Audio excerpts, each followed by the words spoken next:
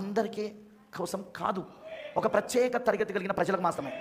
ఏ special class people, ఓ ప్రత్యేక తరగతి కలిగిన ప్రజలు. వాళ్ళు భూమిపైన ఎవరి చేత కూడా లెక్క చేయబడరు. వాళ్ళని ఎవ్వరూ లెక్క చేయరు. వాళ్ళు బంధువులు లెక్క చేయరు, స్నేహితులు లెక్క చేయరు, లోకస్తులు లెక్క చేయరు. అసలు మనల్ని లెక్కలోనికే తీసుకోరు వాళ్ళు. నిజమండి. అలాంటి వాళ్ళం మనం ఈ రోజున. మా ఫ్రెండ్స్ ఎప్పుడు ఏ పార్టీకి నన్ను పిలవరు. ఎందుకు? వాళ్ళకి అసలు నేను లెక్కలనే ఉండను. కారణం ఏంటిది? మనం వాళ్ళలాగా తినడము, తాగడము, ఎగరడము మనకు చేత కాదు. మనం పార్టీలు ఇవ్వము, పార్టీలకు పోము. సో వాళ్ళ దృష్టిలో ఇప్పుడు ఏంటంటే వాడు ఒక వేస్ట్ ఫ్రెండ్. వాడిని పిలిచినా వేస్టే, వాడు మనల్ని పిలవాడు, వాడు రాడు. అంతే, ఎవరైనా అంతే. కానీ మనం ఎవరం? ప్రత్యేక తరగతి కలిగిన ప్రజలం.